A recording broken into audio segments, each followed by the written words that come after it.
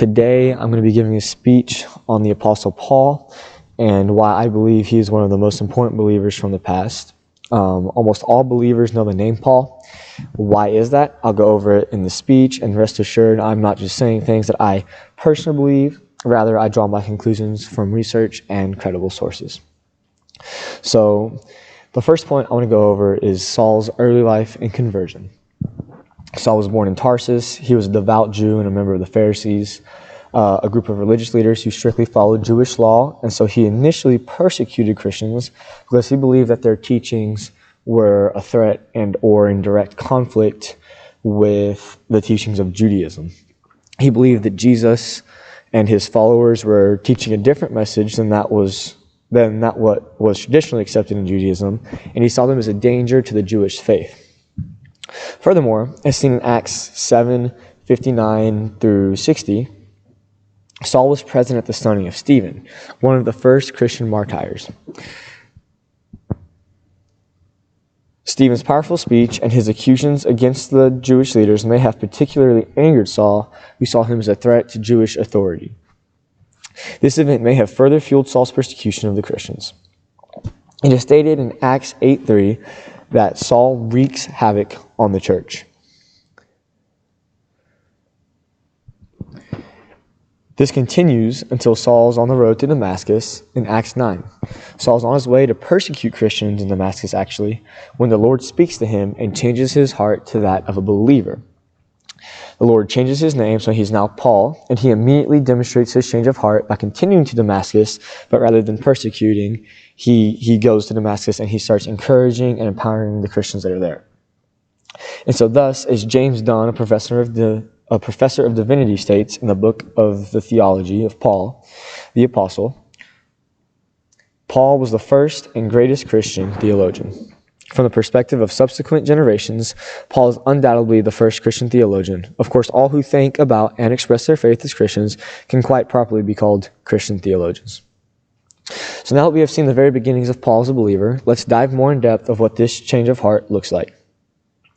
Paul immediately after Damascus starts to travel, teaching and raising churches everywhere he could, including Macedonia, Greece, as well as Ephesus and Jerusalem. All the while, mind you, while suffering some of the very same punishments that he was inflicting and enforcing on believers in the past, such as persecution, as seen in 2 Corinthians 11:23 through 28, internal struggles.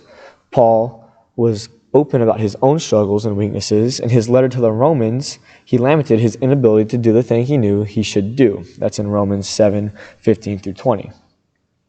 As well as opposition from false teachers in Galatians 1:6 through 9.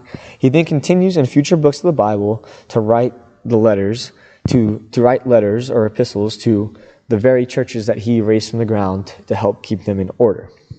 So Paul goes straight from murderer to evangelizer and theologian, and part of what makes Paul's life so important is actually just the miracle of Paul's story as a whole. See, as Wright N.T., a New Testament scholar, argues in Paul, a biography, Bible scholars and pastors have focused so much attention on Paul's letters and theology that they have too often overlooked the essence of the man's life and the extreme unlikelihood of what he achieved. So now we have some of the works of Paul and all of his backstory, or some of his backstory. So why do I claim that Paul is so important and so relatable? Well, to conclude, it's his legacy. It's Paul as a person. Because of his impact and his lasting legacy are so powerful, Paul spread the word an almost impossible amount for just one person. But through his faithfulness and repentance, we see him achieve the impossible through the help of God.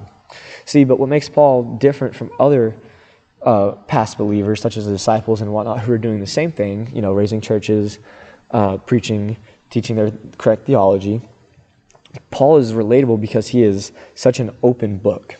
We know that Paul killed Christians. We know his past. We know why he killed Christians. We see God work in him and through him in an unlikely manner, even regardless of his past.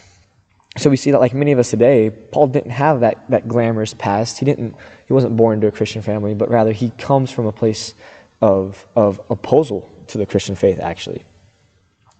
And then we see Paul being tormented for the same beliefs he used to torment people for, and yet he still chooses the Lord over and over again despite his suffering. It is not only relatable, but also inspiring, making him more relatable to us today than all the other past believers, just because we can get so close to him just through reading the Bible, just through hearing about him and his works. We can, on a personal level, connect to him more than we can with the other believers of the past that we don't know as much about. And so, Paul's a role model, and not one that seems perfect, but rather that in all of his imperfections, we still see him try his best over and over again. The Apostle Paul played a significant role in the development of Christianity, and his teachings continue to shape the faith today. Paul's contributions to Christianity and his impact on the faith in both his own age all the way to present time has always been relevant and always will be relatable.